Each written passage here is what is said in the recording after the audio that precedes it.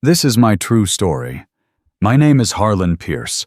I'm 67 years old. My son and his wife told me to move into the garage, the house I had built with my own hands, brick by brick, board by board, 20 years ago. They said it was for convenience, but I knew what they really meant. That night I carried a pillow, an old leather jacket, and the last photo of my late wife, and quietly walked down the stairs. From upstairs came music, laughter, Madison's voice. He looked so pitiful. They thought they were humiliating me, turning a father into a burden, a builder into an afterthought. But there was one thing they didn't know: the house they thought was theirs still bore my name on every piece of paper. Dinner that evening was silent. The yellow light hung over the wooden table, glinting off cold meat and untouched silverware. The sound of cutlery scraping the plates was louder than breathing. Ethan sat across from me, his white shirt, crisp eyes calculating as if rehearsing the sentence he was about to deliver. Then he put down his fork. His voice came out calm, almost gentle, but cold. "Dad, maybe you should move into the garage for a while. We need more space upstairs." Madison didn't look up. She smiled faintly, brushed her hair aside. That smile had a trace of mockery in it. I set my glass down and looked at the boy who used to run to me on job sites, calling me a hero. Ethan didn't flinch. His eyes were steady, reflective, like glass, and just as cold. I asked only one question. "Are you serious?" He nodded, still composed. "You need peace and quiet, Dad. The garage is big. We'll clean it up for you." Madison added softly, almost kindly, "We can bring down a space heater, too." No one said another word. No one needed to. I stood up. The chair scraped against the floor, sharp and dry. Madison turned away to gather the dishes, the sound of running water filling the silence. Ethan looked down at his phone. In my room, I took out a small suitcase. Inside were a few folded shirts, that old leather jacket with worn elbows, a rusted hammer, and the framed photo of Ellen. It was taken the day we finished building this house. June sunlight brushed across her cheek, her hand on my shoulder. That look of quiet pride only a wife gives when she knows you've built something that will outlast both of you. I looked at it for a long time before placing it carefully inside. The garage sat at the end of the hall. With every step down, the air grew colder. From above came laughter and clinking glasses. Madison's voice floated down again, bright and cruel. He looked so pitiful. I stopped for a second, then kept walking. The door creaked open. The smell of gasoline and dust rushed up to meet me. A single yellow bulb flickered overhead, spreading thin light over the concrete floor. One corner was stacked with old toolboxes. Another held the workbench I'd built when we were first finishing the windows.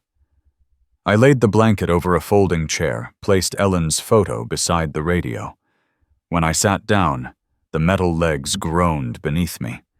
The wall was cold against my back. From above, laughter poured through the ceiling. Then music, the tinny rhythm of a tick-tock clip looping over and over. Madison's voice again, teasing too loud. Then Ethan's, the sound of a phone camera starting. Boomer sleeping in the garage. Their laughter followed, sharp echoing, each one landing like the swing of a hammer. I didn't move. I didn't speak. The light flickered above me, trembling. Every laugh sounded like another door closing, another piece of the home I built being taken away. Sometime past midnight, my phone buzzed. A message from Nancy Lopez, my neighbor across the street, Mr. Pierce. "Have you seen this video?" I opened the link. A short clip, maybe 10 seconds. Shot from the top of the stairs. The camera caught me sitting in the yellow glow, head down still. Madison's laughter filled the frame. Ethan stood beside her, arms crossed. The caption read, "Boomer sleeping in the garage." 200,000 views, 3,000 comments. I put the phone down on the table. The night air seeped in through the crack in the door, stirring an old newspaper on the floor. I looked at Ellen's photo again. She used to tell me this house was the most beautiful thing I'd ever built. I never imagined it would become the place where I'd be humiliated. I opened the old toolbox. Beneath a tangle of rusted pliers and bent nails was a fireproof envelope. Inside the original trust deed, the notarized copy of the Pierce Living Trust. My name still clear in ink, the seal still pressed firm. I remembered the day I signed it. My hand trembling not from fear, but from pride. I did it so my son would always have a home, so he'd never start life with nothing the way I once did. And now that same son had told me to leave the very home I had guaranteed for him. I spread the paper out on the table, ran my fingers over the embossed stamp. The name was still mine, not his. Above me, laughter again. Madison talking loudly on the phone about view counts, brand deals, local buzz. Her voice sparkled with excitement the way only ignorance can. I leaned back, breathing slow. The air smelled of oil metal and something colder, maybe the beginning of distance. I closed my eyes as the garage door rattled shut. Darkness settled like a curtain. I felt no rage, no bitterness, only a stillness so sharp it could cut glass. For the first time, I understood the house I built with my hands no longer belonged to me. It belonged to the silence that followed. Morning came with the chill that follows a long Carolina rain. The wind slipped through the cracks in the garage wall, carrying the smell of wet grass and rust. I opened my eyes. Pale light filtered through the gap under the steel door, casting thin bars across the oil-stained concrete. Outside, cars hummed faintly the slow heartbeat of a city that had long forgotten my name. I sat up my back against the wall, breathing in the metallic air. That smell of iron dust and old effort pulled me backward 20 years to a raw patch of land outside Austin, when this house was still just a dream drawn on Ellen's lined paper. It was 2003. I was 42. Ellen had just gotten a teaching job at a middle school in South Austin. Every weekend we drove out to this plot of dirt and built our future by hand. I was the contractor, the laborer, and sometimes both at once. Ellen drew the plans. I dug the footings. Ethan was 14, all knees and elbows, a boy still growing into his voice, but he followed me everywhere. I remember his sneakers caked with mud, leaving small prints across the fresh concrete. He asked me once, his voice half wonder, half challenge. "How long do you think this house will stand, Dad?" I told him. "Long enough for your children to ask the same question." July sunlight back then burned like copper. I taught him how to draw a straight line, how to drive a nail without bending it. When he did it right, Ellen would come out with lemonade, her smile proud, calling us her two men of the house. I can still see her face the morning the foundation set, the quiet faith in her eyes, the kind that believes happiness can be built with two good hands. By summer of 2004, the house stood finished. Not grand, but solid, a 2-story cedar home with a wide porch facing the lake. We painted every wall ourselves, stapled, the insulation sanded the floors. Ethan hung a crooked wooden sign on the porch that read, "Pierce Home Forever Strong." Ellen called it the legacy of labor. And I believed her. Years moved faster than I did. By 2010, Ellen convinced me to set up a revocable living trust.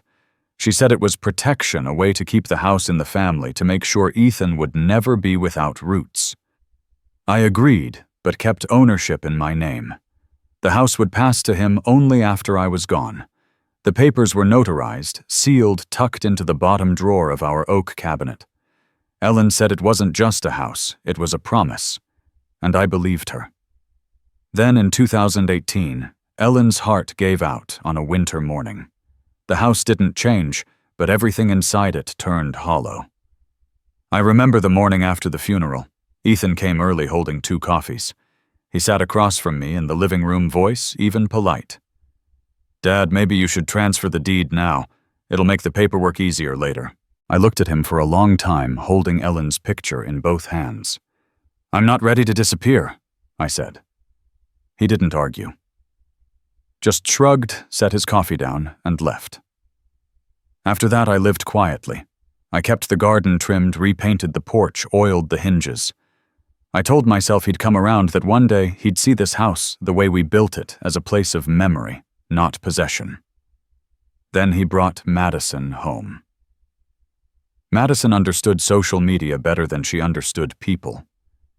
She spoke softly, smiled on cue, always knew where to stand when a camera was on. Ethan was drawn to that glow, the quick kind of fame that makes you forget where you came from. They married fast, moved into the house a month later. I was happy at first. I wanted them to have the warmth Ellen and I once had. But soon their laughter filled every silence. They rearranged the living room, replaced Ellen's furniture, repainted the porch, took down the Pierce home sign, said it looked too old-fashioned for their new style. I didn't argue. Maybe youth needs to feel like it's making something new, even when it's only repainting the past. Still, each time I walked through those rooms, I felt more like a guest than a father. The house still carried my name, but I was just a tenant in its shadow. The sound of laughter drifted from upstairs, pulling me back to the present. Ethan's voice light and careless, talking over the clatter of breakfast. Madison's laughter followed, sweet and sharp at once. I caught my own name between their words, then the quick sound of amusement that came after. I didn't need to hear the rest to understand. I stood, walked to the tool chest. Inside was the same fireproof envelope, the deed, the trust papers, the notarized signatures. I laid them out on the workbench. Morning light brushed across the ink of my name, still dark and steady. Ellen once told me my handwriting looked like it belonged to a man who believed in what he built. I could almost hear her voice again. If one day your son forgets who laid the first stone, this paper will remember. I put the papers back. Stepped outside. Mist hung low over the yard. The lake beyond the trees shimmered faintly with the first touch of sun. Ethan came out the front door in a tailored suit, keys in hand. Madison followed, kissed his cheek, said something that made them both laugh. I stood beneath the oak by the driveway, unseen. For a fleeting second, I saw the 14-year-old boy. He used to be the one who ran barefoot through the mud, who looked up at me with faith that building something with your hands meant it would last forever. That boy was gone now, buried under ambition and noise. I went back inside the garage and opened the old photograph. Me, Ellen, and Ethan standing on the freshly poured foundation, the morning sun bright enough to make us squint. I touched the image gently. In my mind, Ellen's voice whispered again, "Don't let anyone break the foundation, Har." I nodded, eyes fixed on the stairs above, where laughter echoed once more. The boy who once trusted my hands had forgotten whose hands built the life he stands on. That night the kitchen glowed the way it always did, too bright, too clean, too staged for real warmth.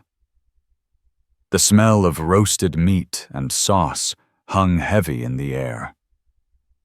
Madison had her phone propped against a vase, filming a family dinner vlog for her channel. I sat near the edge of the table, careful to stay out of frame. Ethan talked about a new deal, a luxury property near Charlotte, some wealthy client who wanted a vacation home by the lake.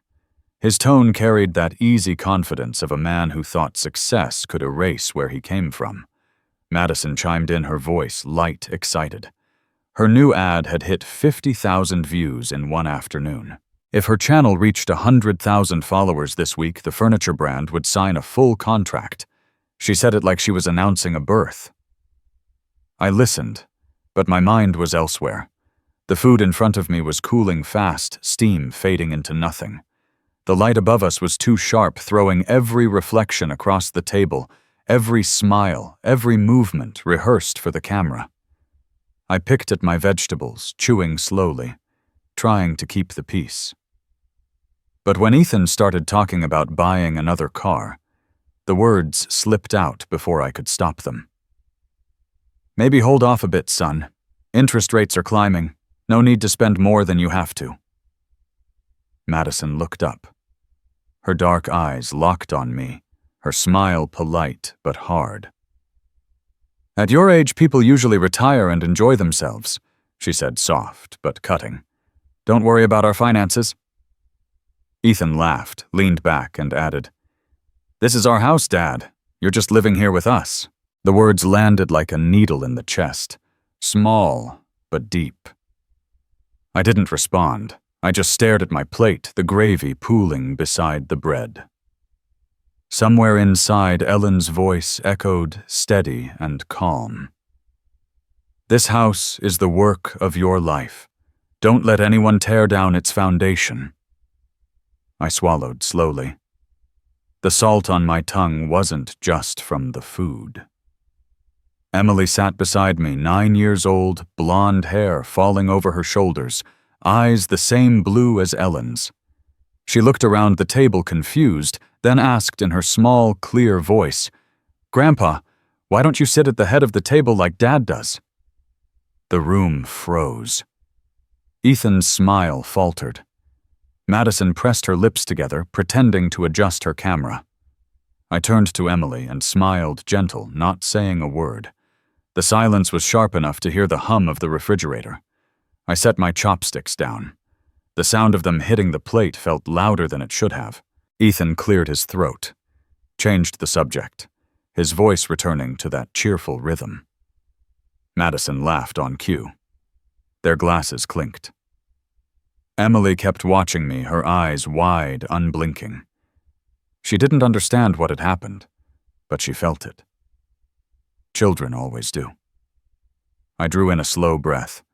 The smell of food, once comforting, now made my stomach tighten. I pushed my chair back, the legs scraping across the wooden floor.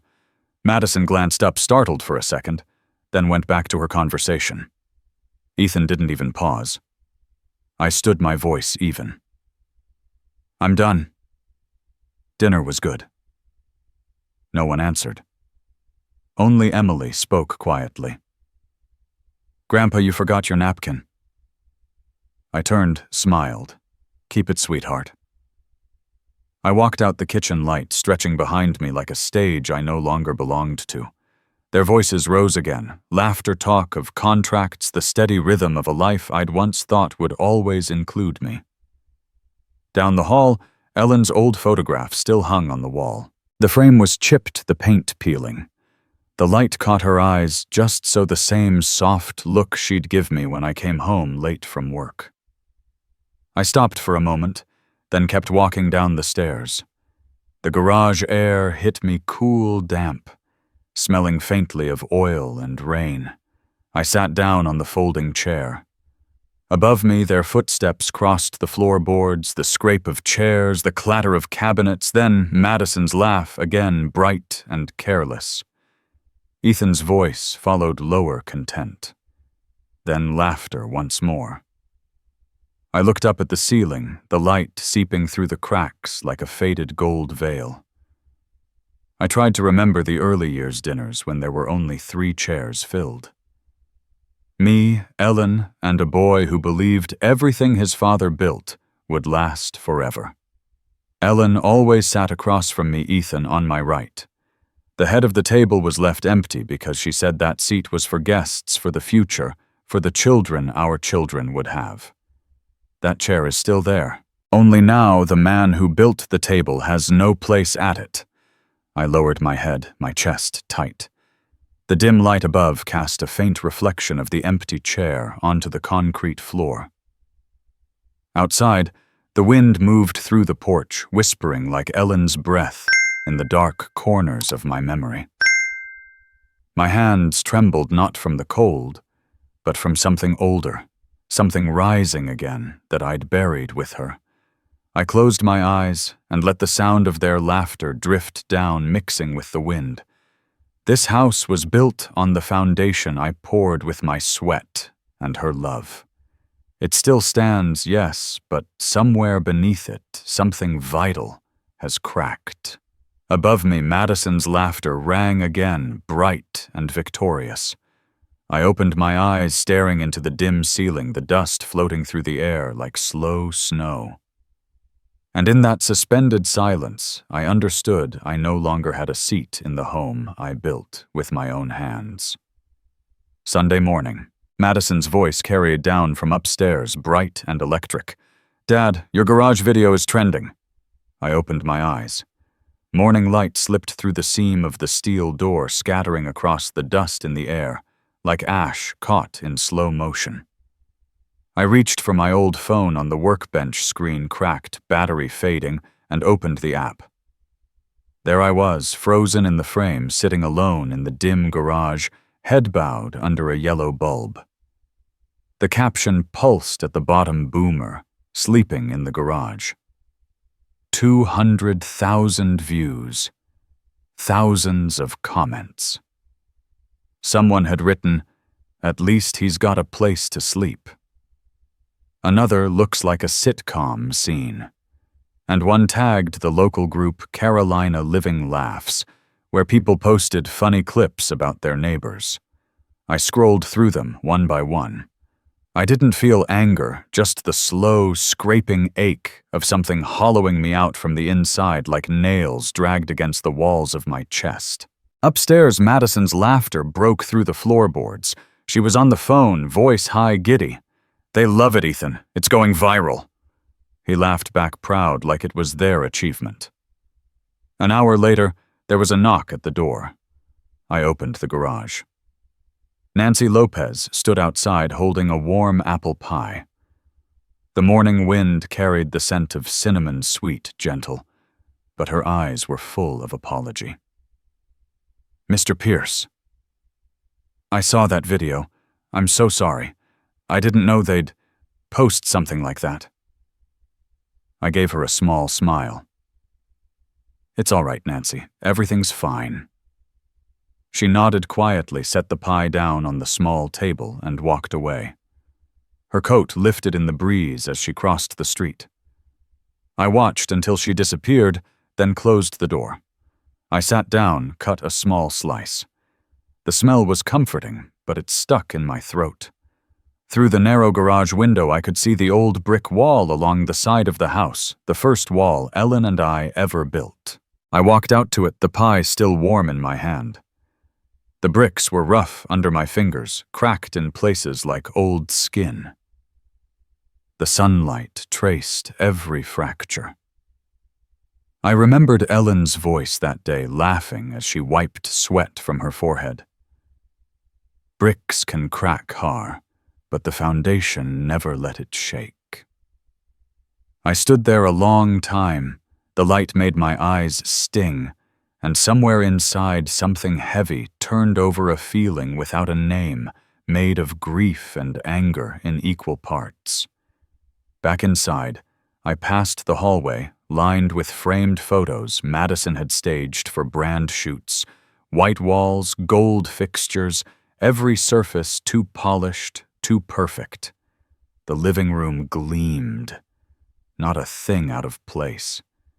And yet the air felt dead, the kind of silence you get in houses built for cameras, not for people. On the dining table sat a mess of papers and magazines. I started to stack them up, old mail bills, when one thick sheet caught my hand. It was a photocopy. Refinance mortgage. Atlantic First Bank logo in the corner. My name written neatly beneath it. Cosigner Harlan Pierce. My heart stumbled. The signature, my signature, looped across the page, familiar and wrong. The tilt of the pen, the long flourish close enough to fool a stranger. But not me.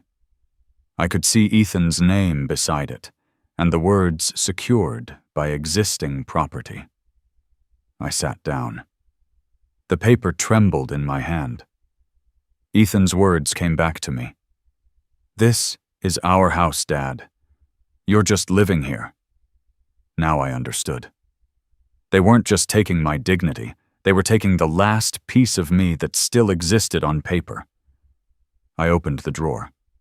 More envelopes. More documents printed from emails, bank statements, application forms, copies of my signature. Everyone with my name as co-signer. Everyone a lie. $700,000. The exact market value of this house. For a moment I thought the floor shifted beneath me. The sunlight hit the paper in my hand, making the forged ink glow like an open wound. Then Ethan's voice echoed from upstairs. "Madison." "Have you seen the refinance papers?" She answered lightly. "I left them on the table. Maybe your dad moved them." My grip tightened. I stood there staring at the light bleeding across the paper. I didn't put it back. I took it with me down to the garage, the only room still mine. On the wooden workbench, I spread out the papers, slipped on my reading glasses, and went line by line. Every word confirmed what I already knew, but hadn't wanted to face. They'd forged my name, taken a loan on my house, without a single word to me. I sat for a long time, listening. The wind outside pushed against the metal siding, making it groan like distant machinery. Somewhere above, I could hear the faint beat of music, Madison's laughter blending with it. I thought of Ellen again, her hands dusty with cement, her voice steady. The foundation must never move. But now even the foundation was cracking. Not from weather. From betrayal. I slid the documents back into the envelope and locked them inside the metal cabinet. Outside sunlight caught the window pane just right, sharp enough to cut. Through the glass, I saw their silhouettes crossing the yard, moving in sync, their laughter echoing in the wind. For a moment, the light flared off the window knife bright. That's when I understood. This was no longer about humiliation. This was war. And I, the man they sent to sleep in the garage, had just found his weapon. Night settled slow like ash drifting through the trees. The wind brushed the porch dry leaves, scraping the siding with the sound of whispered voices. I sat in the garage under the dull yellow light, its weak glow trembling across the grain of the old wooden table. The refinance envelope lay there where I'd left it that morning. Every word on that paper felt carved into the back of my mind. I reached beneath the table and pulled out a small brass key, one I'd kept in my wallet for more than 10 years. In the far corner sat the old safe. Heavy silent, its paint darkened by time and touch. I turned the key. The lock clicked open with a hollow sound that seemed to echo in the cold air. Inside was a fireproof packet, still sealed with the yellowed tape Ellen had pressed down herself. I pulled it out. Dust floated into the dim light, falling like slow rain onto the concrete floor. When I opened the envelope, the scent of old paper and ink rose up thick with the smell of years. The lamp caught the first page and made the bold heading Gleam Pierce Living Trust. I placed it gently on the table and straightened my back. My hands trembled as I turned the pages one by one. Each line felt like a voice from another time calling across the years. 2010. Ellen and I had sat together at the lawyer's office. Her hand rested on my shoulder. Her voice, soft, certain. Keep this house with honor. Harm not with blind love. I could still see her signature on the witness line, small, angled, firm. Ellen believed in the law the way some people believe in heaven. I kept reading. My eyes traced the fine print, the legal phrasing that had once seemed tedious. But now, it read like scripture. Grantor and trustee. Harlan Pierce. Beneficiary Ethan Pierce, upon the grantor's passing. And at the bottom of the page, one sentence stood alone, all in capital letters, a quiet thunder from the past. No transfer, refinance, or sale shall be valid without the trustee's written consent. I exhaled, slowly. It felt like a stone lifting off my chest. Ethan had no claim, no authority, no power to sell, to borrow, to trade, not without my hand. Everything he'd done, the forged refinance, the lies, were empty without me. I sat still, listening to the old clock tick somewhere in the house, each sound a slow heartbeat of the home itself. I thought of that day again, the lawyer reading the final clause, Ellen smiling beside me. "If the day comes when you can't speak, let the paper speak for you," she'd said. "It won't lie. It'll protect what people forget, most fairness." I had believed her, but I'd never imagined I would need to use that paper as a shield against my own son. I leaned back in the chair, staring at the page under the weak light. My shadow stretched long across the wall, thin, weary, almost like another man sitting with me. A sadness welled up, deep and wordless. Not anger anymore. Something older. Regret, maybe, for what had been broken long before tonight. Family had once been a roof. Now it was a wall. But even walls, if built right, still stand. I picked up my pen and wrote on the back of the copy, "Confirmed valid." No authorization granted to any party. The ink dried quickly. My handwriting still steady, deliberate, not the shaking hand of an old man. When I capped the pen, I knew the balance had shifted. Tonight I'd taken back what they thought was gone. I placed the papers back in their envelope, slid them into the safe, and locked it. The click sounded final, not just secure, but sacred. Outside, the wind rustled through the yard. Crickets sang in the dark. For a moment I could almost feel Ellen near, in the scent of old cedar, in the cold breath of brick and mortar, in the silence she'd always called strength. Near midnight I still hadn't slept. I made tea, sat by the garage door, where a sliver of light from the kitchen spilled down the stairs. Madison's shadow passed above, phone in hand, laughter sharp. She was talking about remodeling, expanding the kitchen. I smiled faintly. Not bitter this time, just clear. They were planning to renovate what didn't belong to them. The tea burned going down, bitter but alive. In that heat, my thoughts crystallized into something exact. If they could forge my name, I could forge their reckoning. No shouting, no confrontation.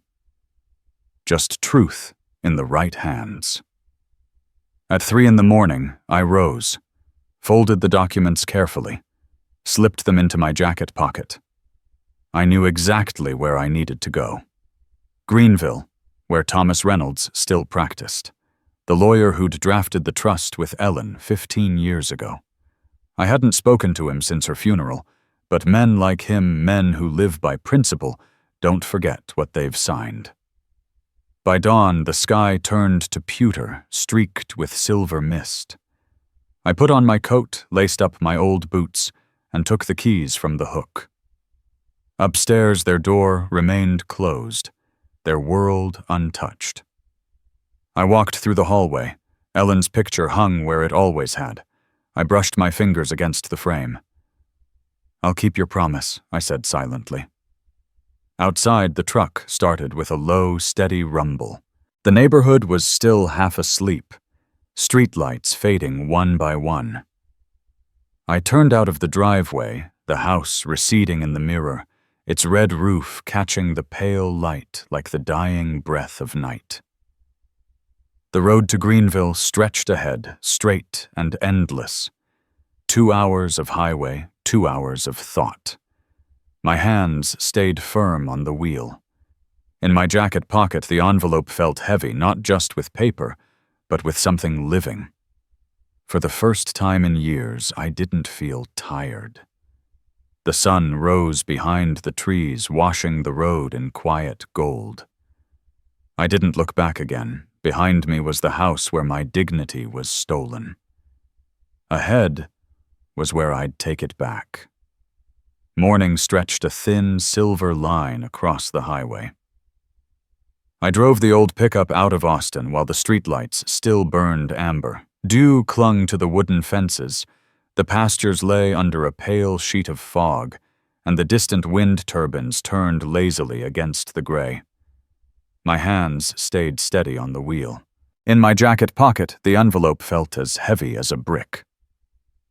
Greenville woke slowly, the kind of Texas town that never rushed itself. The bakery and drugstore signs flickered faintly in the half-light. Thomas Reynolds's law office stood on the corner, tin roof, clean windows, a pot of red, blooming cactus by the steps. The receptionist looked up, nodded as if she'd been expecting me. "Mr. Reynolds is waiting. Second door on the left." Inside the room smelled of waxed wood and freshly printed paper. Morning light slipped through the blinds, laying thin bars of gold across the desk. Thomas rose to greet me, a firm handshake, the kind that came from years of steady work and unspoken responsibility. His eyes were clear, quiet. He gestured for me to sit, then glanced at the envelope in my hand. I spoke only what needed saying: the garage, the video, the humiliation, and finally the refinance papers, the forged signature. Thomas leaned forward, turning each page like someone reading a story they already knew the ending to. He slipped on his glasses, brought the document close, his finger brushing the ink. "Do you still have the original trust?" he asked. I opened the clasp on the envelope and pulled it free. The words "Pierce Living Trust" caught the light like a reflection on water. Thomas read in silence, eyes tracing every clause. He underlined with a pencil the sentences that mattered most. When he finished, he leaned back, exhaled slowly, and said in that calm, low voice of his, "You're still the legal trustee, Harlan. Without your signature, nothing they've done holds weight. The refinance is void." For a moment, it felt like my chest had opened lighter, then heavier again, as if I'd just laid another brick on a foundation. Then, "Sell it," I said. Thomas paused. Fingers interlocked. He studied me for a long second, not as a lawyer, but as a man measuring another's breaking point. "You're sure?" he asked quietly. "That's your son's house." I looked out the window. The sky had begun to lift, brightening over the rooftops. A few sparrows landed on the power lines, shaking off dew. "It's not my house anymore," I said. "And he's not my son." The room went still enough to hear the pencil roll off the table. Thomas didn't argue. He was the kind of man who knew that real decisions didn't need defending. He opened his planner, speaking with the precision of a carpenter measuring wood. "If we proceed, we'll need an independent appraisal, a title review, full disclosure documents, escrow setup, and a clean closing schedule. It'll take a few weeks." "I can wait," I said. He nodded once. "We'll do this quietly." He made a note, then looked back up. "Your son and his wife are still in the house. Legally, you can request that they vacate once escrow closes. But for your sake, and to avoid any scene, we'll time it cleanly. I'll call a realtor I trust, discreet professional. Clara Jensen. She's good at staying invisible." I agreed.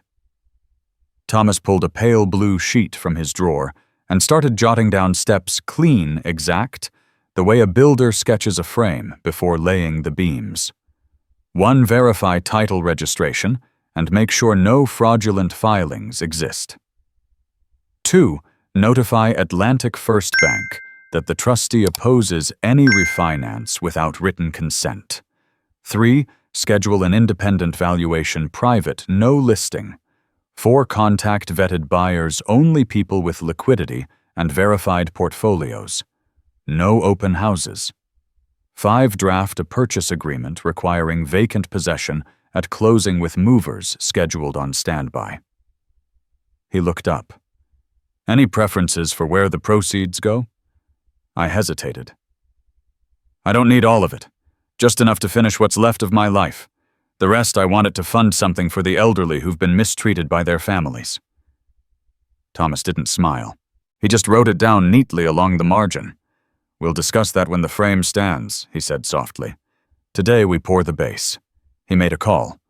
A few minutes later, Clara arrived, early 40s, sharp-eyed, dressed in dark gray. She shook my hand firmly. No small talk, no smiles. She asked 3 questions. The property's strengths, its flaws, and how quiet this deal needed to be. Completely silent, I said, until the ink's dry. She nodded. Understood. No leaks. No noise. Within the hour, the plan stood like the skeleton of a new house. Clara would drive to Austin, posing as an insurance appraiser, bringing a technician to check the system's plausible, clean, unnoticed. No ads, no signs, just private listings to 2 or 3 verified buyers in Dallas and Houston, the kind who didn't haggle or talk. Thomas would handle every signature. All I had to do was wait. He slid a small stack of papers across the desk letters to the Bank Communication Authorization's trustee declarations. I signed them one by one. My pen didn't shake. Some choices have to be cold to stay upright in the heat. When I finished, Thomas organized the documents into a folder and said, "Tomorrow we begin." Clara added quietly, "If they ask about inspections or remodeling, just nod.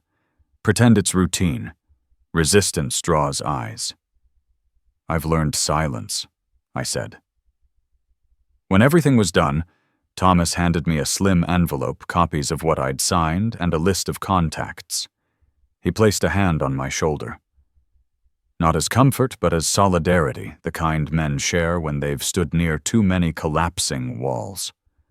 Between now and closing, he said, expect a few surprises. A bank call. Maybe another broker fishing around. Maybe even a cop who owes someone a favor. Send them all to me. And one more thing, change the lock on your filing cabinet, not the front door. Don't give them reason to claim trespass. I nodded, committing each detail to memory, like measurements on a beam. Outside, the sun had cleared the horizon. The tin roof of the law office glinted like a blade. I climbed into the truck, set the envelope on the passenger seat, and caught my reflection in the window. An older man, lines deep around his mouth, but eyes still sharp enough to read the fine print. The engine turned over. I pulled away from the curb. Crossing the small bridge out of town, the river caught the sky pale blue, rippling like breath. I could feel my heartbeat slow, steady, deliberate. No shouting, no slammed doors, just paper ink and steps taken in order. As I merged onto the highway, the phone buzzed once, a text from Thomas. "Survey begins tomorrow." I switched the phone to silent and set it face down. Heat shimmered off the asphalt, rising like a mirage. Yet inside I felt something cool and still, like the shadow of a wall, perfectly plumb, finally standing where it was meant to be. I kept my hands on the wheel and let the miles open ahead clean, endless, without a single wasted sound. 3 weeks slipped by, quiet and identical, like pages from the same morning, rewritten by the same hand. I woke before the sun reached the line of trees outside the porch, boiled water, made coffee, and opened the garage door to let in the dawn air. The smell of dew and metal filled the room. Ethan still left for work at 7 sharp, the sound of his car fading down the street.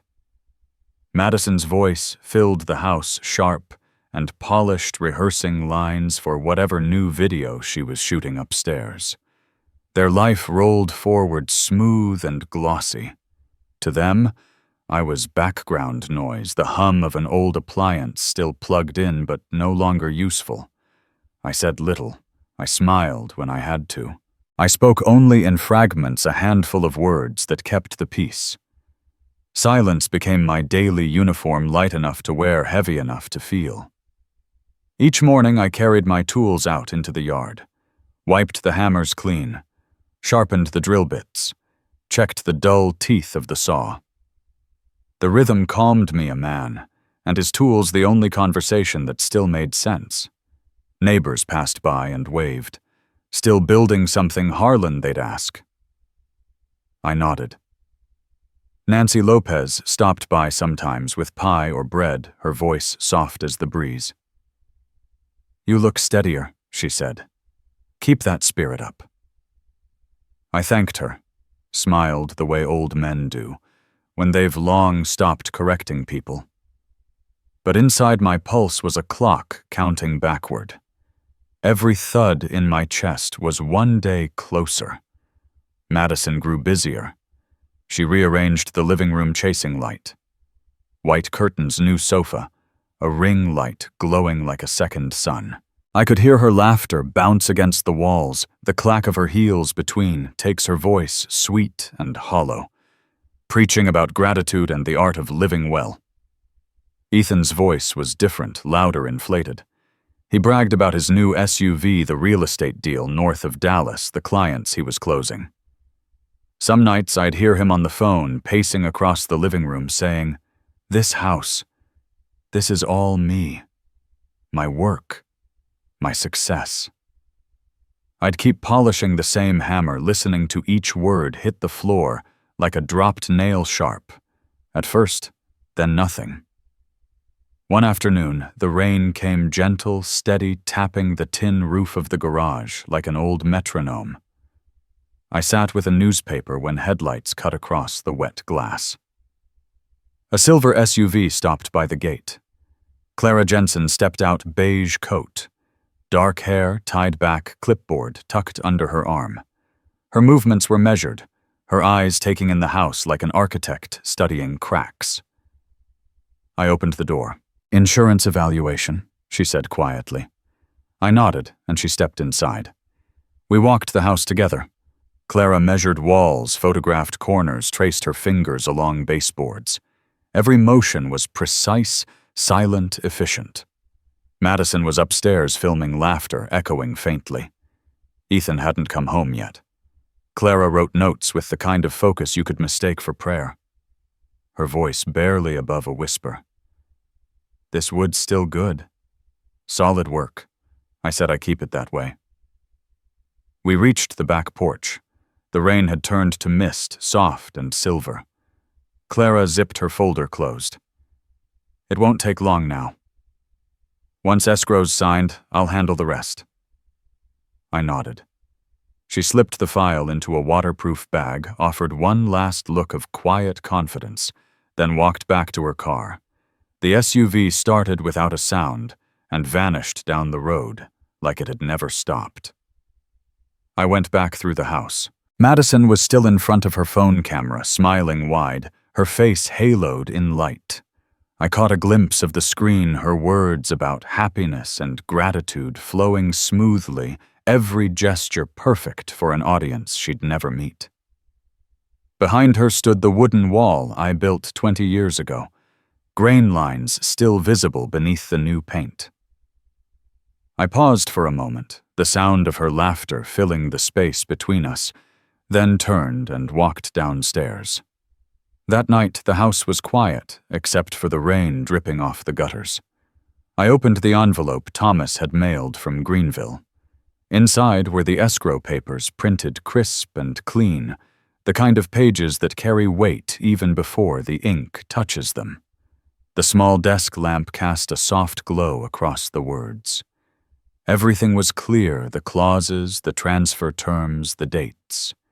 No gaps, no noise. I read slowly the way a man might read a letter from his younger self.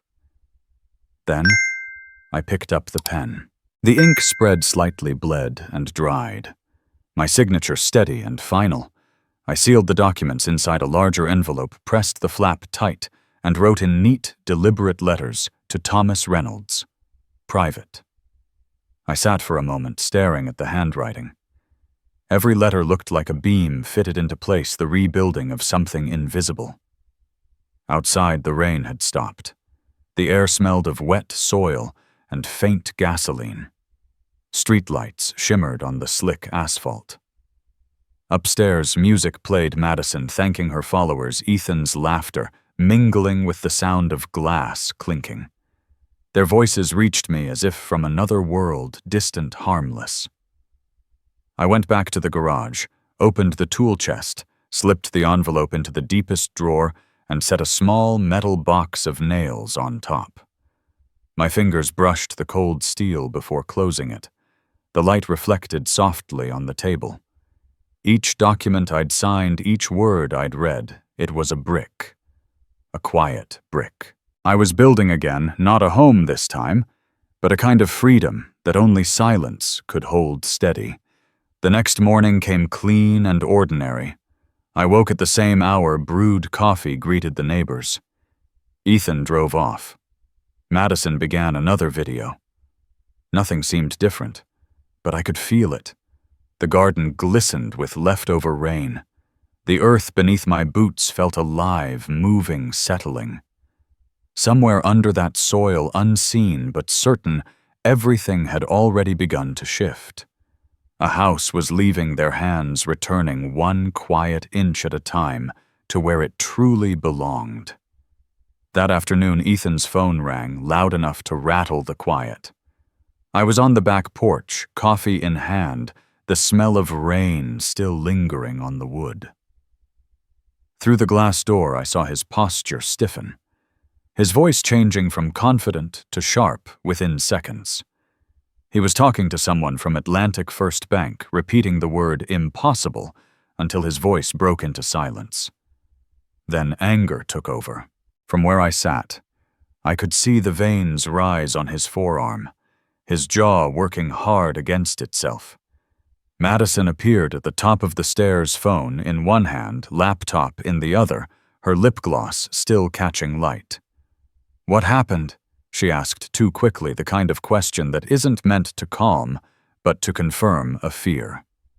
Ethan hung up and threw the phone onto the couch. "The refinance got rejected," he said, voice sharp, words cutting through the air.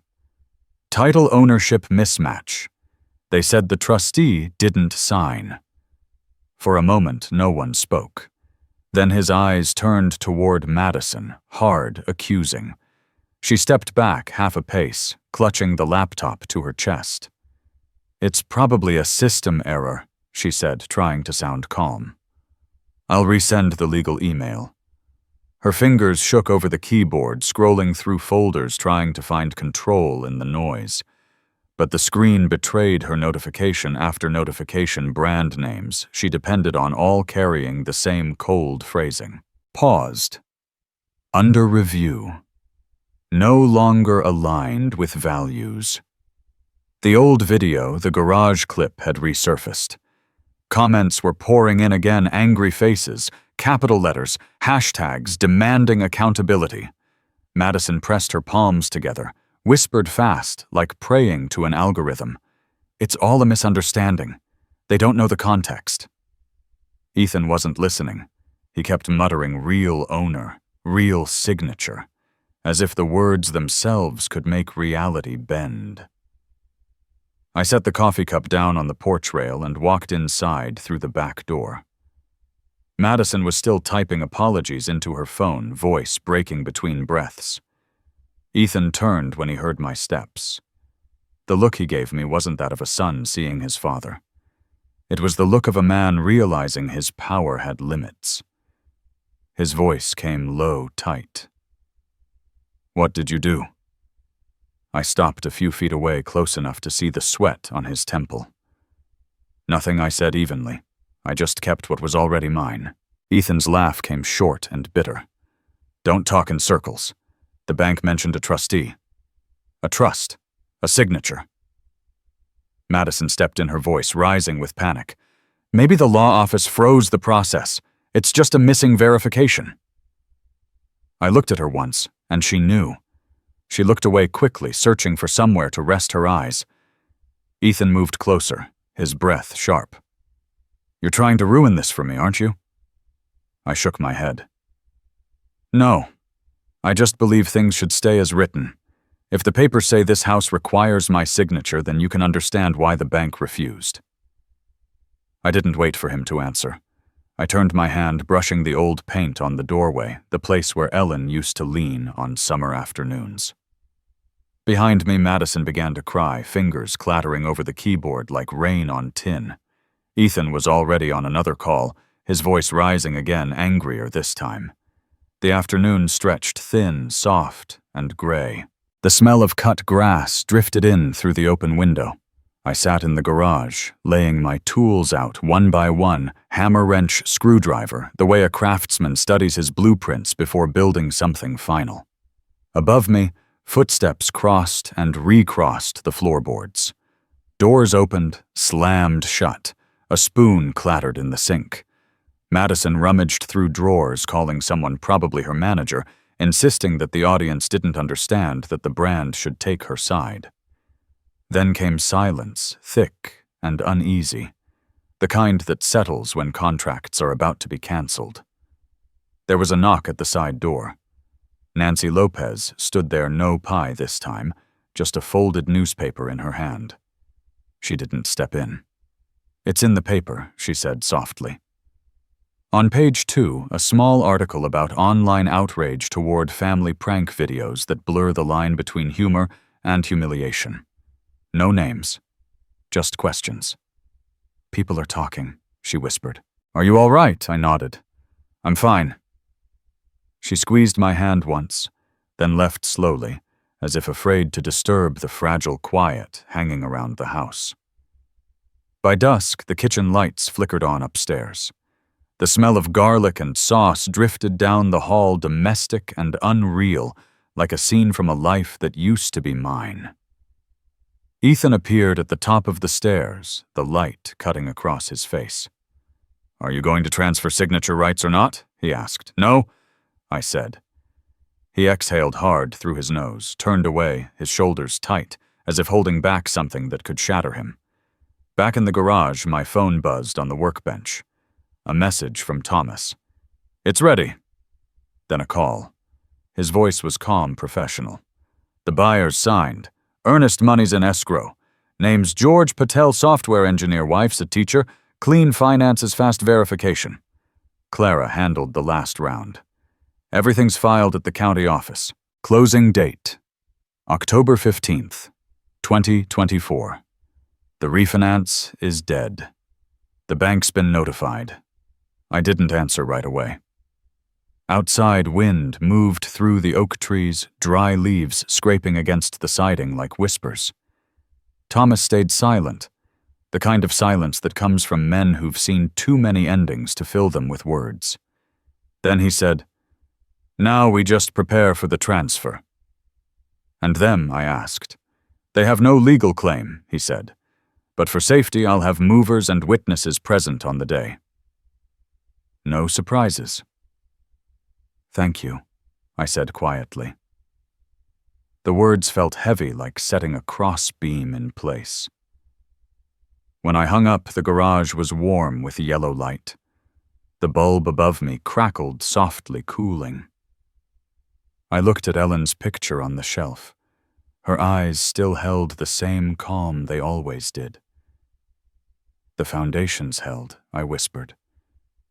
Now, it's just the walls that need coming down. Upstairs, no more laughter, no more recording. The last sound was the click of Ethan's office door, locking a dull, meaningless strike of metal on wood. I rose, adjusted my jacket, and folded Thomas's letter neatly before placing it in the drawer. The house was dark now, the hallway faintly blue. A family photo hung crooked on the wall, tilted slightly like memory trying to balance itself. I straightened it with my fingertips. The nail creaked softly against the plaster. Everything was aligned again. Dates set.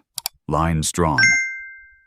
Outside, the world fell quiet, so quiet that I could hear the clock ticking forward one deliberate second at a time, a sound as certain as the beginning of a new season. October 15th dawned in silence. The first light slipped through the kitchen window, falling across the tile floor in long silver threads. I woke earlier than usual, brewed coffee, and sat in the garage, listening to the faint whistle of wind through the cracks of the old door. The world was still enough that I could hear the drip from the leaky faucet near the corner wall, slow, rhythmic, like a clock that no longer kept time. The clock on the wall read 7:50, 10 minutes until everything began. The sealed envelope sat inside my jacket pocket, its weight small but certain. I touched it once, the way a man might check a heartbeat, then took my coffee outside. Ethan had left before sunrise, his car engine fading into the quiet street. Madison was still upstairs rehearsing her brightness. Another live stream, another day of pretending. I could hear her pacing, the scrape of curtains pulled open, the click of her camera powering on. Her voice counted down, steady, mechanical. 3, 2, 1, 7:58. Then came the sound, distant at first. Then nearer, the low rumble of diesel engines pulling up the street.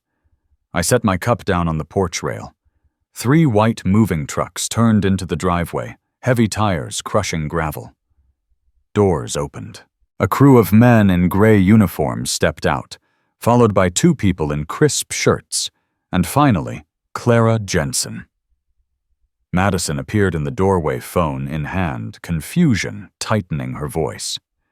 "Who are you? What's going on?" Clara walked forward, clipboard steady in her hands. Her tone was calm, practiced. "Today is the closing date, as outlined in the signed agreement. The property has officially transferred ownership." Madison snatched the paper, scanning the lines, her expression shifting from disbelief to panic. "No," she said. "This is wrong. This is our house." Clara's voice didn't waver. "The documents have been notarized. The trustee's verified signature is on file. Escrow and title transfer are complete." She gestured to the movers. "You can begin." Doors slammed. Boxes slid down metal ramps. The sharp tear of packing tape cut through the air. Madison stumbled backward, trembling, dialing Ethan. I could hear her voice crack. "They're here. They're saying the house is sold. You need to come back now." I stood under the porch, eaves still, and silent, watching the moment unfold like a scene I'd already seen in another life. One of the movers passed me, nodded politely. "Where do we start, sir?" "Living room first," Clara answered before I could. Her voice was even, her eyes on her clipboard. Then quietly to me, "Everything will stay orderly. Don't worry." I nodded. Madison turned back toward me, tears spilling freely now. "You can't do this," she said, clutching my sleeve. "This is our home." I met her eyes, wide, glassy, desperate, and said nothing. Some questions don't need words. Silence answers them better than speech ever could. Wood thudded against wood. The sound of tape ripping filled the air. 2 movers were dismantling the glass cabinet, wrapping the panels in thick blankets, sealing them tight. Madison's voice rose behind them. "Stop. You can't touch that. Those are my things." Clara handed her another document, tone unchanged. "This is the official handover order. You're free to call legal counsel if you wish. Madison's hand shook. A tear fell on the ink. Her phone rang, Ethan. She answered mid-sob. They're taking everything. They have paperwork trucks. Lawyers, they said you signed nothing matters. Through the static, Ethan's voice came back sharp and furious. Keep them out. Don't let anyone in, Madison shouted back. I can't. They have authorization. They have everything. Clara gave a subtle nod to the team, signaling them to continue. The dining table came next. The house began to empty piece by piece, a life reduced to inventory. Light poured through the tall windows, landing on the floorboards where Ellen's footprints once lived, soft and steady. The smell of sawdust and old varnish mixed with fabric and dust, the scent of departure. One mover held up a framed wedding photo of Ethan and Madison. Want me to wrap this separately? He asked. Put it with the rest, I said quietly. They'll get it back when it's time. He nodded gentle as he set it in the box. Madison sat against the wall now, hair undone, mascara streaked. Her mouth opened twice, but no words came. The sound that escaped her wasn't speech, just exhaustion. I turned to Clara. The buyer is here, Mr. Patel's on his way, she said. An hour out. He'll sign the final confirmation himself. I nodded again. Outside, the sunlight climbed higher, scattering across the grass, throwing bright, ghost-like shapes onto the hardwood floor. Madison was still calling Ethan, voice-breaking, begging him to hurry. I didn't move. With each passing minute, another sound vanished, the familiar creak of the sofa, the tick of the old clock, the dull thud of drawers closing. The air itself grew emptier. Clara crossed the room, whispered, Everything's on schedule. You can rest if you'd like. I shook my head. I'll stay. I stood near the corner where Ellen once kept her lavender pot, watching the sunlight touch the window pane, the same light that had shone years ago when we finished painting this very wall.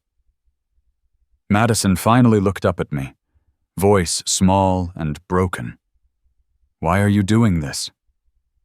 Don't you love us? I said nothing, though the answer pressed hard against my chest. Love isn't letting someone tear down what you built with your own hands. But I didn't speak. I simply looked toward the window where the light kept widening across the floor. Outside, the third truck started its engine. Movers carried boxes to the driveway. The wheels rolled over gravel in slow rhythm. Clara signed the last set of documents with the transport supervisor. Her voice was calm, almost too calm. The final chair was lifted, the old wooden one where I used to sit and tell Emily stories. Watching it go, I felt something ease inside me, like the house was finally exhaling after holding its breath for too many years. Madison's sobs blended with the scrape of furniture and the rattle of doors. I stepped out onto the porch. The street shimmered under the midday sun. Everything happened cleanly, lawfully, on time, exactly as Thomas and Clara had arranged. On the stone table, my coffee from the morning still sat half full. The surface reflected the clear blue sky, unmoved by the noise behind me. I sat down and listened the soft closing of the final door, the turn of a key in the lock. Then silence. Only the wind remained steady and cool, moving through the empty house like a sigh. And in that stillness, I knew the house was no longer ours. It was free, and so was I. The sound of an engine rose in the distance, low at first, then louder, closer, until it stopped just beyond the driveway. Doors slammed. Footsteps pounded across gravel. The front door burst open. Ethan came in, breathing hard, shirt clinging to his back with sweat. His eyes swept the room, the stripped walls, the empty spaces where furniture once stood, the dust on the floor where sunlight now fell bare. He shouted Madison's name, his voice raw. The echo came back hollow, bouncing off blank walls. Madison sat in the corner, her eyes swollen, phone dark in her trembling hand. Ethan rushed to her, scanning the room again, words tumbling out like debris. "What happened? What the hell is going on?" Madison shook her head, sobbing, the words stuck in her throat. "I was at the dining table, only one chair left. The glass of water in front of me had gone cold, a faint ring of condensation tracing its base." Ethan turned toward me, his face-red eyes bright with disbelief and fury. "You can't do this," he said, voice trembling. "This is my house." I looked up at him into the same eyes that once belonged to a 12-year-old boy holding a hammer for the first time. "I slept in your garage," I said quietly. "Now you can sit in your own silence." Ethan slammed his hand on the table. The sound cracked through the room. "You betrayed your own son," he shouted. "You sold everything just to get revenge." I didn't move. When I spoke, my voice was steady, each word placed like a nail driven clean. "I didn't sell it for revenge. I cleared out a house that someone turned into a stage."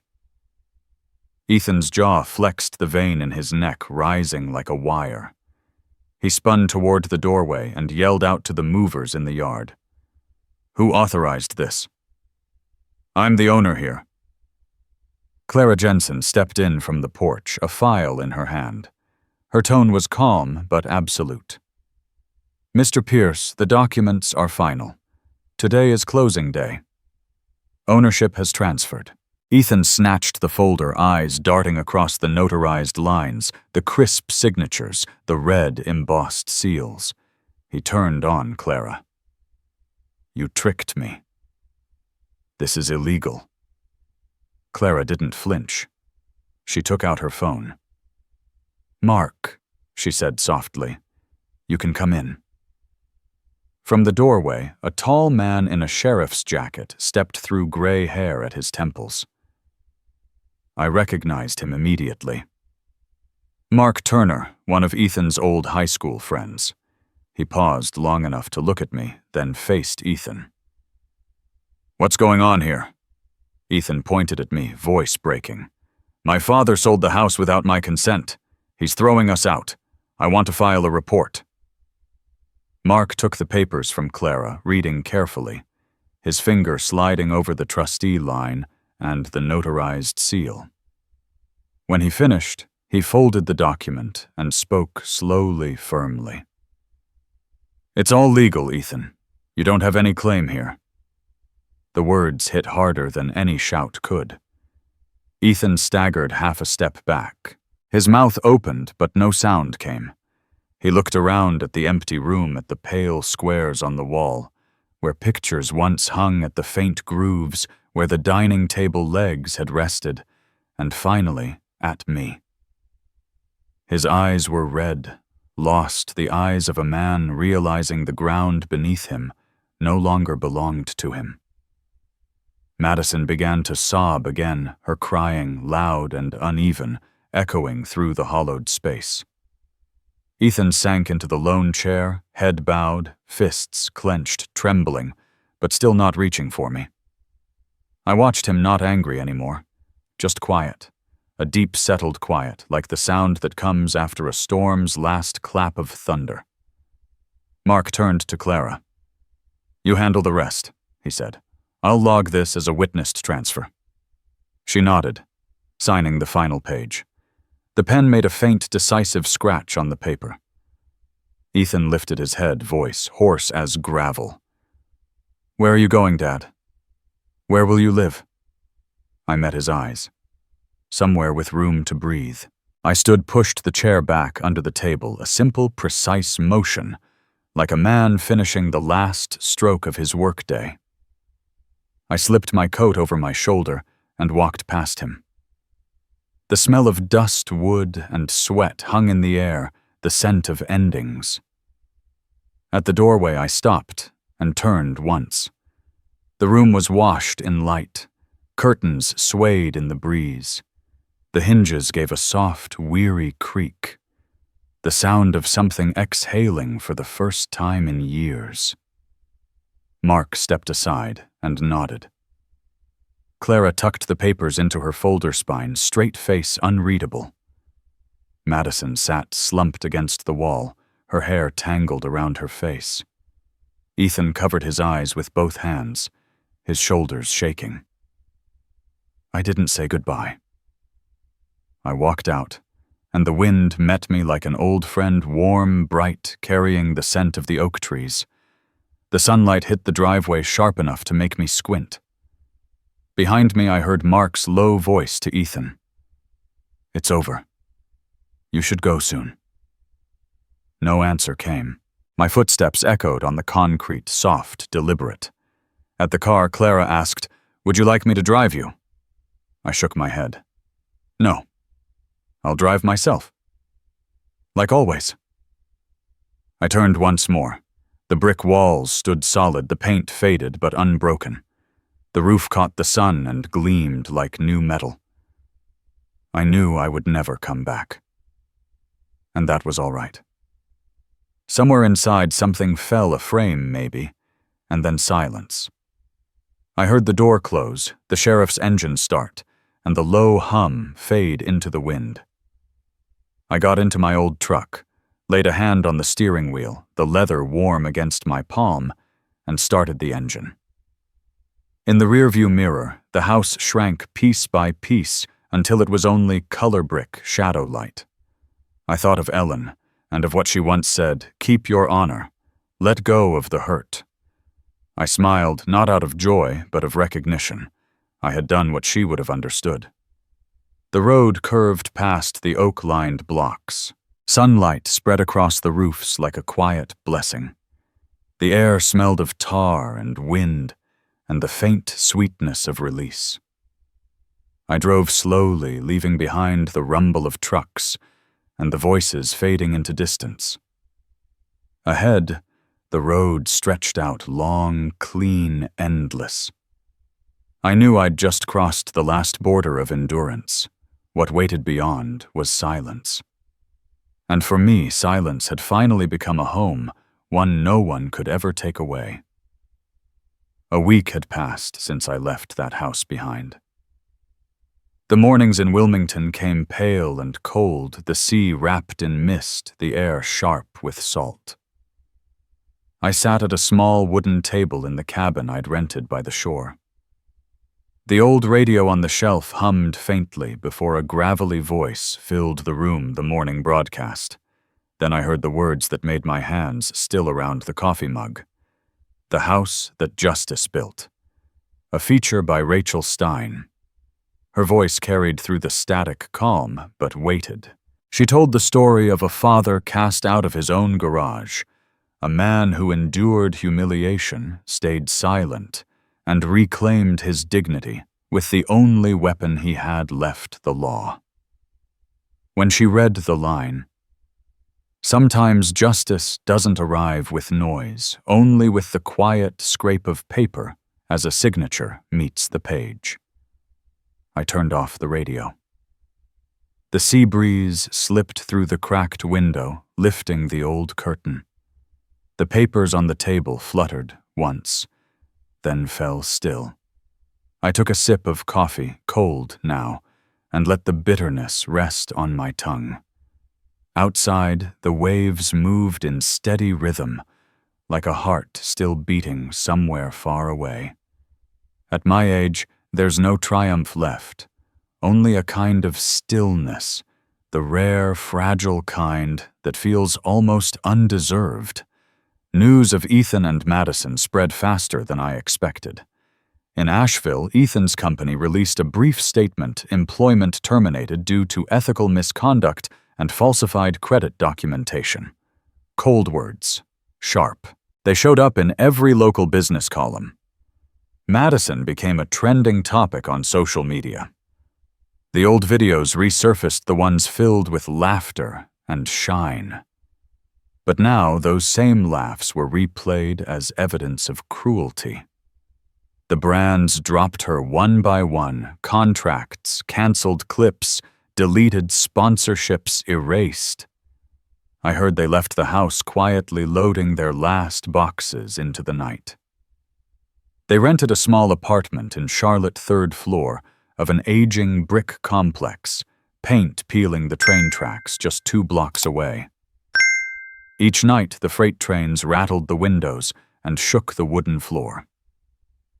Madison no longer filmed.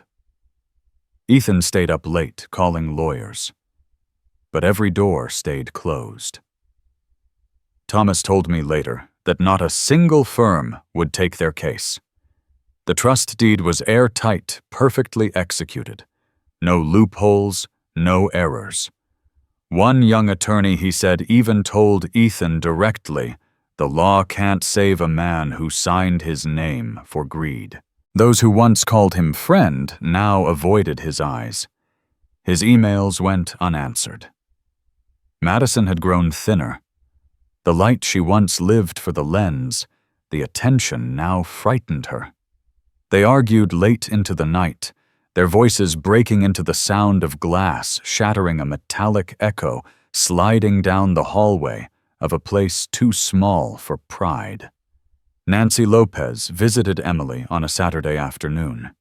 She called me later, her voice trembling as she described what she'd seen. The apartment was dim, the windows stained with soot. The kitchen smelled of takeout and cold coffee. Madison sat curled up on the sofa, her hands covering her face. Ethan stood near the door, staring out without speaking. Emily was in the corner, clutching her old stuffed bear, her eyes wide and clear, untouched by all that noise. When Nancy told Ethan she'd take the girl for the weekend, he just nodded, saying he had things to fix. Nancy didn't reply. She simply reached into her bag, took out a brown envelope Thomas had given her, and handed it to Emily. "Your grandfather wanted you to have this," she said softly.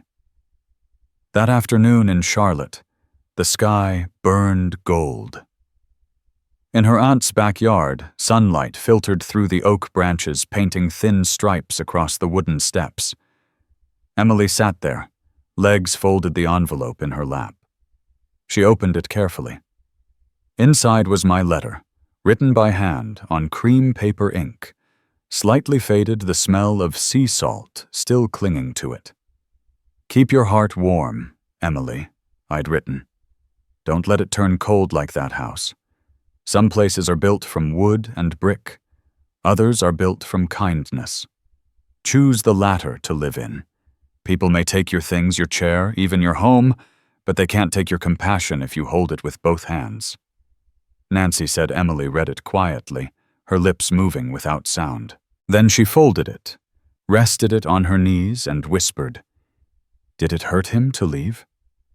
Her aunt only smoothed the girl's hair, saying nothing. The wind moved through the yard, lifting one corner of the paper so it brushed against her cheek. The first tear rolled down small, bright, and weightless. Then she smiled and whispered, "He didn't lose anything. He still has me." When Nancy told me that part, something caught in my throat. That night I sat by the window of my cabin, watching the black water breathe under the moon. The surf rolled in soft, steady murmurs like someone whispering from the other side of time.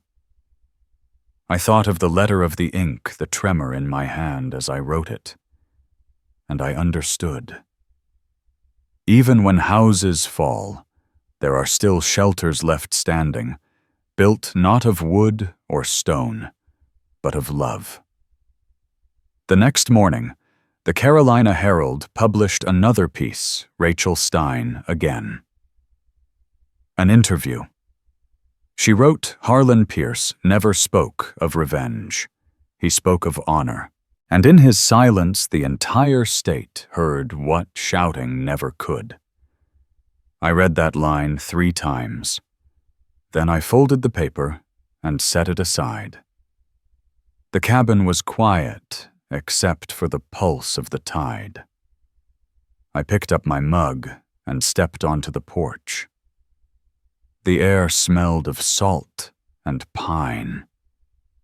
The sky was pale blue, and far out over the water, a single bird circled once before vanishing into the horizon. For the first time, I felt peace, not because I'd won, but because I'd learned how to be still in the sound of justice carried by the sea. 3 months later, the Wilmington coast stretched before me, an endless mirror of blue. The waves still came steady, the sand still unrolled into the horizon, but people had changed.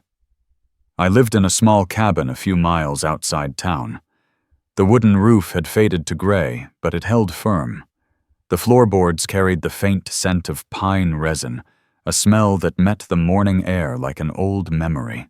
Each dawn I rose before the fog lifted from the sea, boiled water-brewed coffee, and listened to the wind move through the tall pines behind the cabin. The smell of coffee mixed with salt air, warm and quiet, the way Ellen used to smell when she stood by the shore, her hair lifted by the wind. Most mornings I worked. I patched the roof, replaced a few warped planks. My hands trembled more these days, but they still knew the weight of a hammer, still remembered balance. When I worked, I thought of the early days in Asheville, of Ellen handing me nails, of the sound of saws and laughter. Even after all these years, the rhythm returned. Outside the porch, a row of lavender had begun to grow from seeds Thomas sent from Greenville. They hadn't bloomed yet, but the faint sweetness had already spread into the wind, delicate and clean. By late afternoon, I would carry my chair down to the sand and sit facing the water. Fishing boats drifted back toward the harbor. The sun sank behind the horizon, laying long ribbons of copper light across the surface. Each evening, I placed Ellen's photograph on the small table beside me.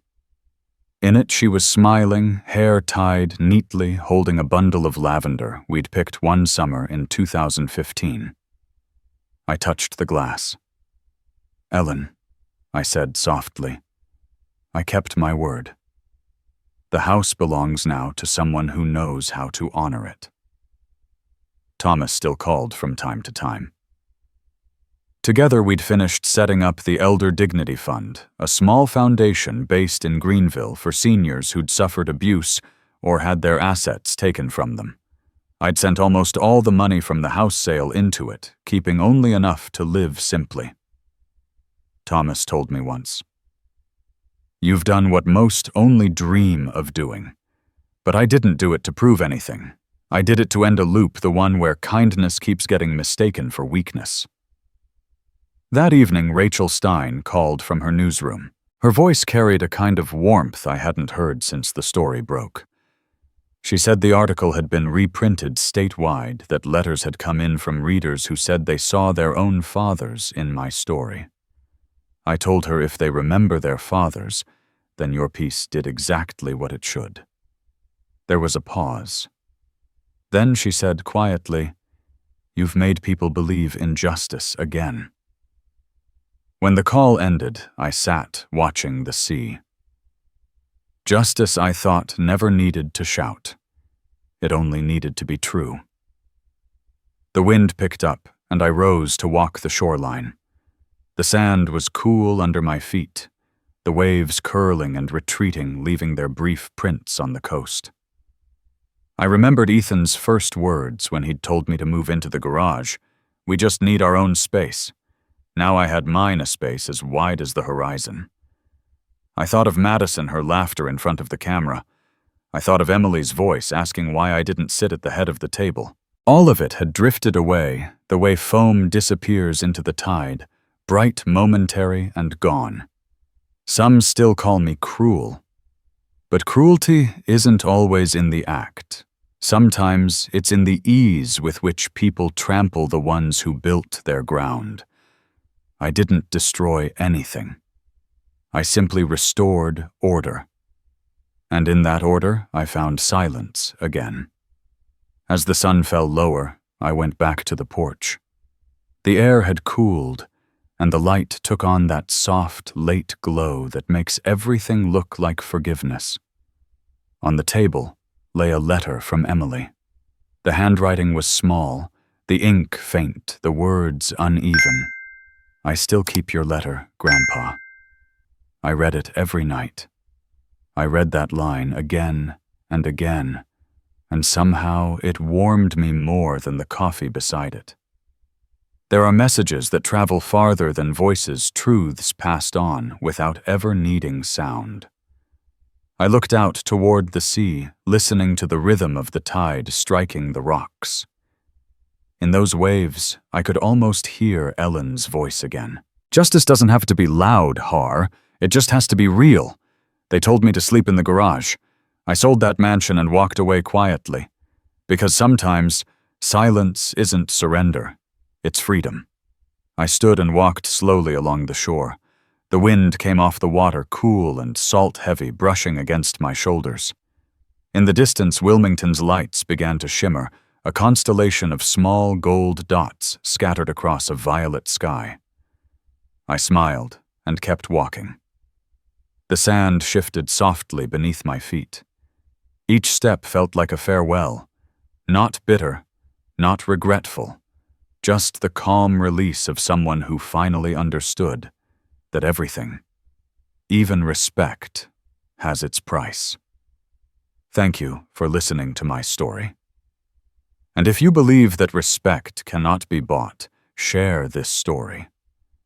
Let the quiet justice of one father be heard, so that other homes might remember how to keep their foundations of kindness before it's too late.